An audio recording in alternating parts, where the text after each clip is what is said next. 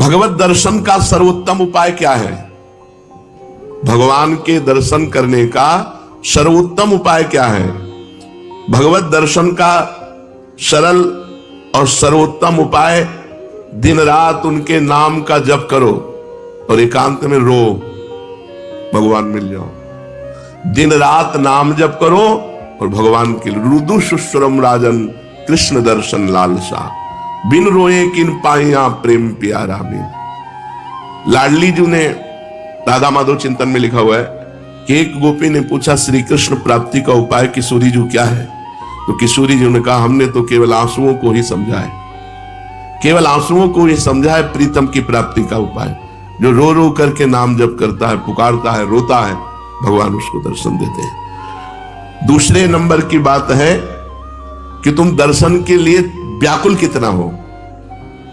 जब तुम्हें न खान पान अच्छा लगे, न सोना अच्छा लगे, कुछ अच्छा ही न लगे, इतनी व्याकुलता कि जीना भी अच्छा नहीं लग रहा,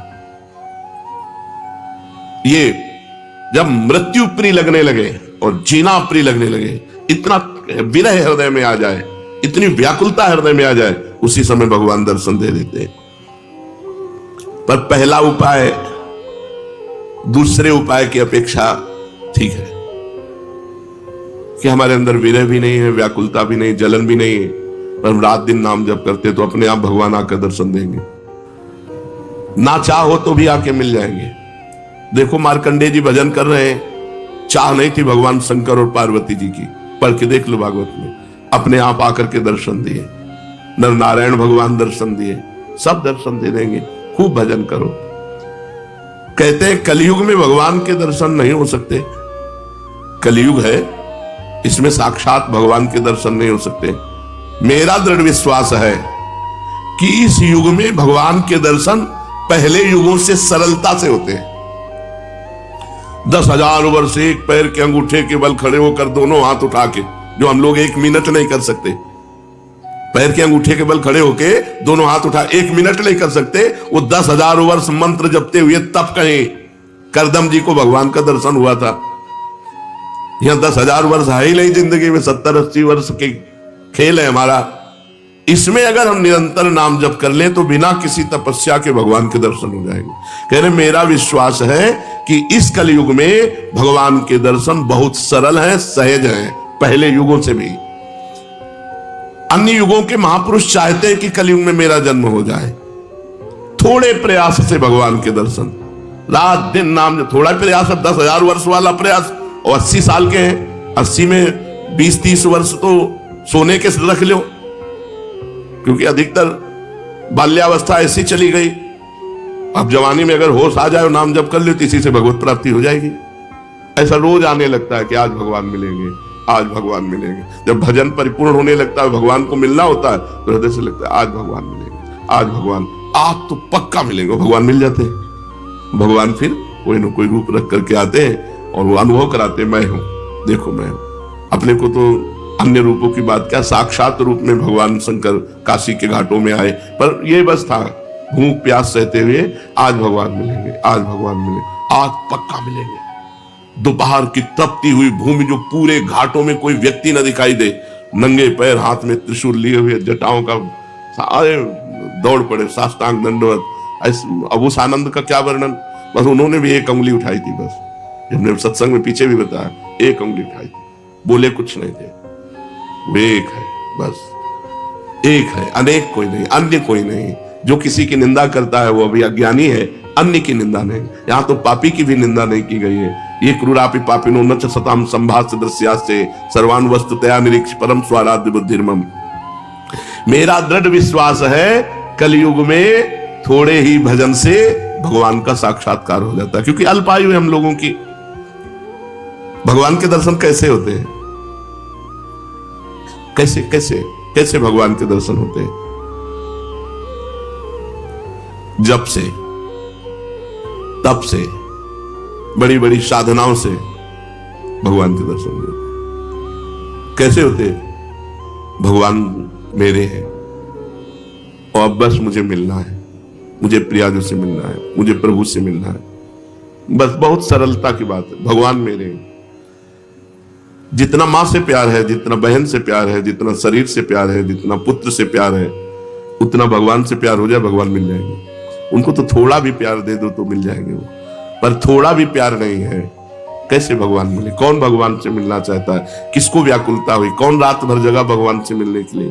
कौन कई दिन भूखा रहा भगवान से मिलने के लिए? ये बातें हैं। सबकी ममता ताग बटोरी, मम पद मन ही बांध बर डोरी। अब प्रभु के सिवा मेरा कोई नहीं, मेरे तो गिरधर गोपाल, दूसरों न कोई।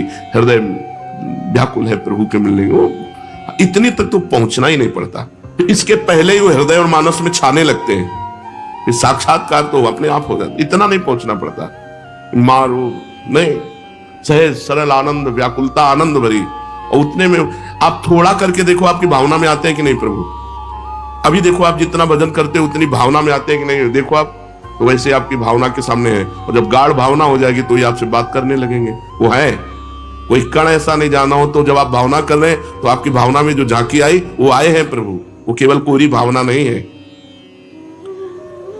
क्या साधना करते करते साधन के बल से भगवान मिल सकते हैं? नहीं। कि आप खूब साधना कर रहे हो, साधना का आपको बल है, उससे भगवान मिल जाएंगे? नहीं, उसका फल मिलेगा आपको, तप लोक, महालोक, जनलोक, ब्रह्मलोक और भी, लेकिन भगवान नहीं मिलेंगे। भगवान का मिलने का एक ही उपाय है कि वो कृपा कर दे, वो कृपा कर दे। कोई साधक चाहे कि अपने तपोबल से, अपने साधना के बल से भगवान को बांध के सामने खींच के लाए, ऐसा कोई तपस्वी नहीं पैदा हुआ, ऐसा कोई साधक नहीं पैदा हुआ। कितना भी साधन किया जाए, कितना भी योग किया जाए, परंतु भगवान के दर्शन सिर्फ भगवान की कृपा से होते हैं। वो देखकर द्रवित हो जाए कि बहुत तप कर रहा है, बहुत साधन कर रहा है, थक गया है, अब द्रवित होकर भगवान दर्शन दे रहे। लेकिन कोई अपने तपोबल से, कोई ये कि मैं साधना कर रहा हूं, भजन बल से भगवान को अधीन कर, ऐसा नहीं कर सकता। वो जब भजन करते हुए दैन्य भाव तो भगवान द्रवित हो गए और वो दर्शन दे दिए। क्या जैसे हम दो मित्र मिलते हैं ऐसे भगवान से मिलकर वार्तालाप कर सकते हैं? हाँ, अवश्य। यदि आपके अंदर भगवान से प्रेम उदय हो चुका है तो भगवान आपसे दो मित्रों की तरह एकांत में मिलकर परस्पर वार्तालाप कर सकते हैं। बिल्कुल, इच्छा जगाओ, मिलने की इच्छा जगाओ। जब एकांत में भक्त और भगवान बातें कर रहे हैं तो दूसरा देख सकता है, दूसरा सुन सकता है? नहीं। मान लो यहीं बैठकर भगवान से बातचीत हो रही हो, तो जैसे नारायण स्वामी थे, तो भाग तो भाग, कितना भागेगा, और कपड़ा समेट के पीछे भागते, तो लोग देखते कोई नहीं सामने, तो बाबा पागल हो गया। कुसुम सरोवर तक दौड़ के आते, फिर लौटते, फिर मुखारबिंद तक दौड़ के जाते, फिर वहां। जब प्रेमी जनों ने पूछा तो बोले हमारी उसकी छुआछुई हो रही, वो देखो सामने दौड़ रहा है, मैं उसे पकड़ रहा हूं। लेकिन सबको लगता कि पागल हो गए हैं क्या, दौड़ रहे हो। कहते भाग तो कितना भागेगा, आज मैं पकड़ के छोड़ूंगा, और सामने कोई है नहीं। तो लोग पागल ही तो समझते थे, तभी भक्त को एक पागल संज्ञा दे दी जाती है। श्री भगवान यदि भक्त से मिलकर बातचीत कर रहे हैं और भगवान चाह ले कि हमारे और भक्त के दर्शन करके हमारे और भक्त की बात सुन ले, तो वो सुन लेगा, अन्यथा समाज में भगवान मिलकर चले जाएंगे और वो नहीं जान पाएगा। भगवान कृपा कर दें कि इसको मेरे दर्शन हो जाए, मेरी भक्त की बातचीत सुनाई दे, तो वो सुनने में दूसरा सामर्थ्य नहीं है कि वो भगवान और भक्त की वार्ता को सुन सके या देख सके, जबकि प्रकट में होगी, पर वो सुन नहीं पाएगा, देख नहीं पाएगा। भगवान मिलने वाले हैं, कैसे पता चलेगा? उसके पूर्व की स्थिति क्या होती कि अब भगवान मिल जाएंगे, बस अब पक्का। भगवान के साक्षात्कार के पहले उसे स्वप्न में भगवान मिलेंगे, स्वप्न में भगवान का आना होगा। फिर वो बैठे बैठे दिव्य प्रकाश उसके झलकने लगेगा, वो प्रकाश में भगवान की झांकी करेगा, जिसको साक्षात्कार होना। साक्षात स्वप्न में भगवान के दर्शन होना, ऐसे नहीं कि कोई फोटो के दर्शन हो, स्वप्न में ऐसा कि हम देख रहे हैं, बातचीत कर रहे हैं भगवान से। जागृत में बैठे बैठे दिव्य प्रकाश, उसी में भगवान दिखाई दे रहे हैं, वो भगवान से बातचीत कर रहा है। ये पहले स्थिति होगी, फिर साक्षात भगवान प्रकट होकर उसे दर्शन देंगे। प्रकाश के अगर दर्शन नहीं हुए तो भगवत दर्शन का भी अधिकारी नहीं। स्वप्न दर्शन के बाद भी दिव्य प्रकाश उसके नेत्रों के सामने छाया रहे, हर समय ललित त्रिभंगी मूर्ति सामने विराजमान है। भगवान की दिव्यता को सहन करने के लिए वो प्रकाश दर्शन आवश्यक है। इसलिए पहले भगवान प्रकाश दर्शन देते हैं। स्वप्न दर्शन ऐसा नहीं कि कोई चित्रपट के दर्शन किए या तीर्थ स्थान के दर्शन किए या कोई श्री विग्रह के आप मान लिए भगवत दर्शन, नहीं, साक्षात जैसा, जागृत जैसा स्वप्न में दर्शन। फिर जागृत अवस्था में प्रकाश, दिव्य तेजो पुंज में भगवान का भाव, क्योंकि भगवान के दर्शन की दिव्यता को सहने की सामर्थ्य आनी चाहिए, नहीं तो वो तेज सहन नहीं कर पाएगा। उसको ऐसा धक्का लगेगा कि एक साथ जैसे बड़ा पावर बिजली का करंट, तो मर जाएगा। ऐसे एक साथ धक्का लगेगा उसके हृदय में, झेल नहीं पाएगा।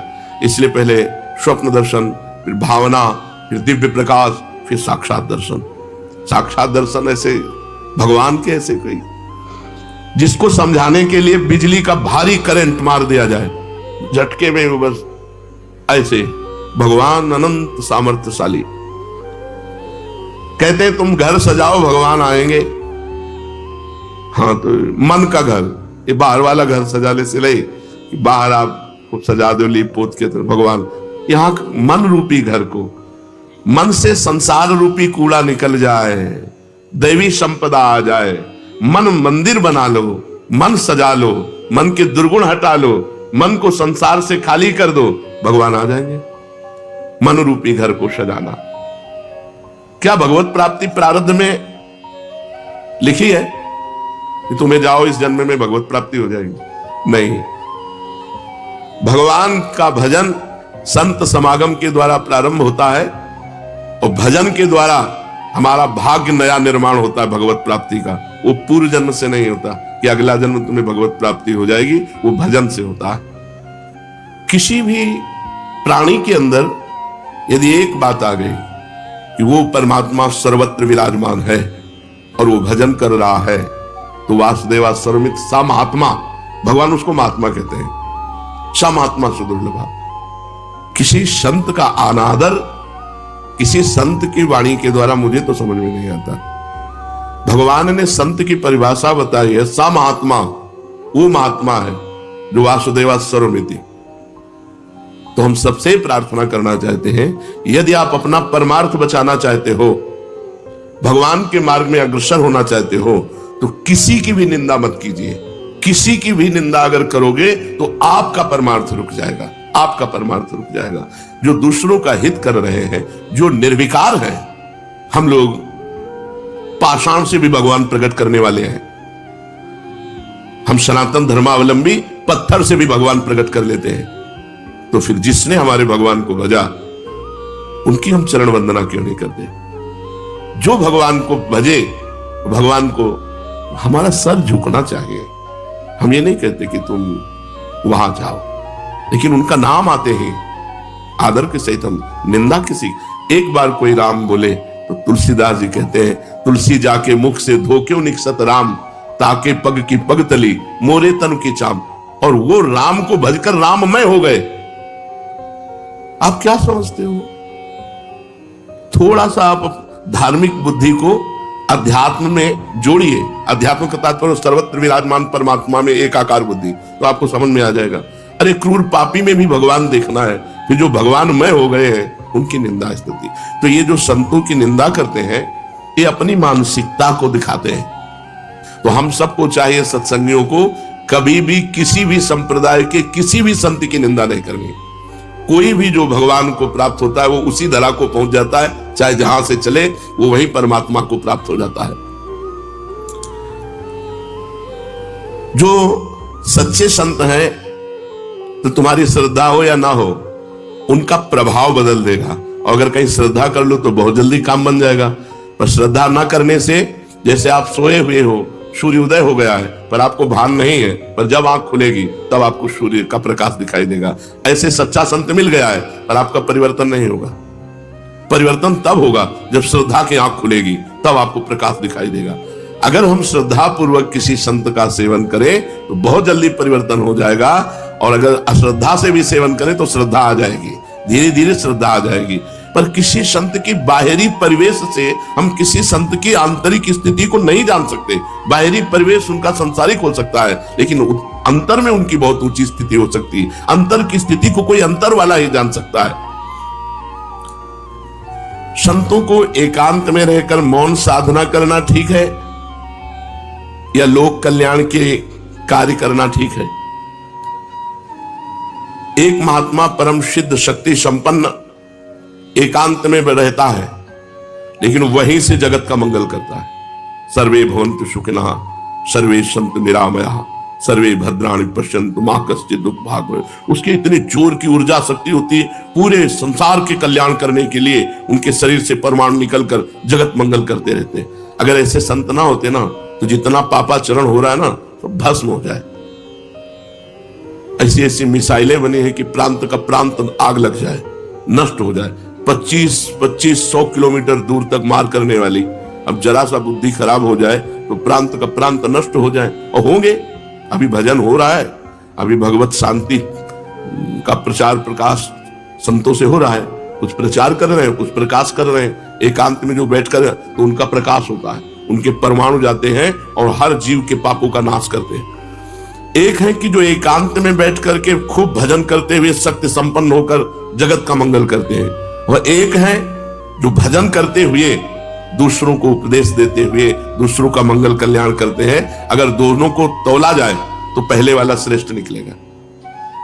अगर दोनों का तौला जाए कि कल्याण दोनों में से किसके ज्यादा होंगे, तो उसके ज्यादा होंगे जो एकांत में बैठकर भजन कर रहा, मौन, कभी बोला नहीं, और उसमें जो भजन के परमाणु है वो जीवों का परम मंगल कर देंगे।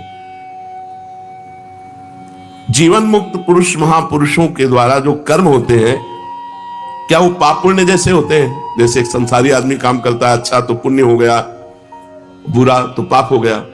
तो जीवन मुक्त पुरुषों के द्वारा जो कार्य संपादन होता है, तो क्या वो शुभ अशुभ की तरह होता है, पाप पुण्य की तरह होता है?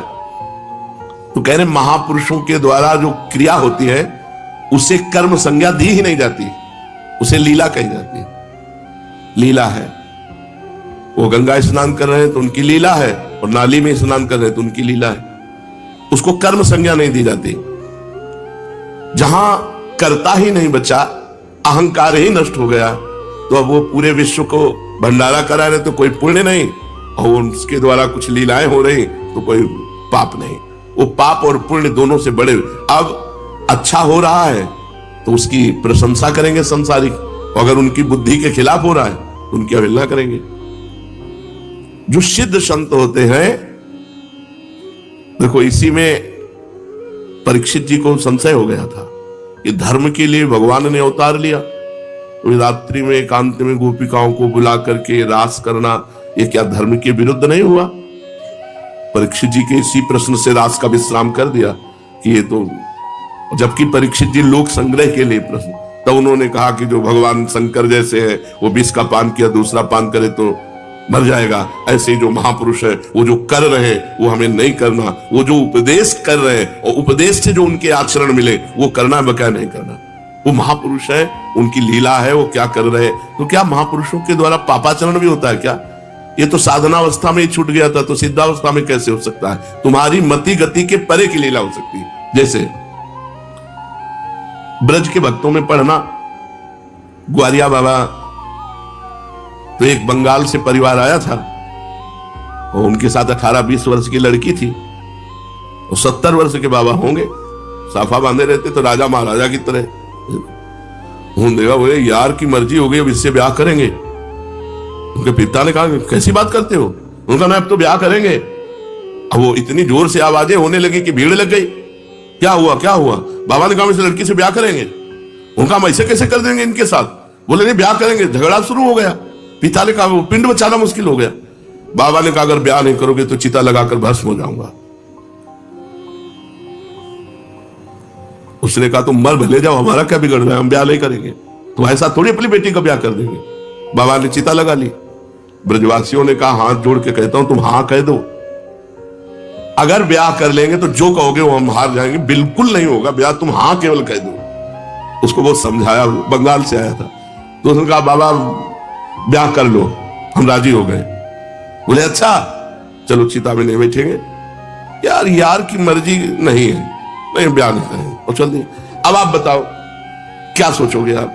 तो सिद्ध पुरुषों की कुछ ऐसी लीलाएं होती हैं जिनको समझ पाना बहुत कठिन होता है, बहुत कठिन होता है।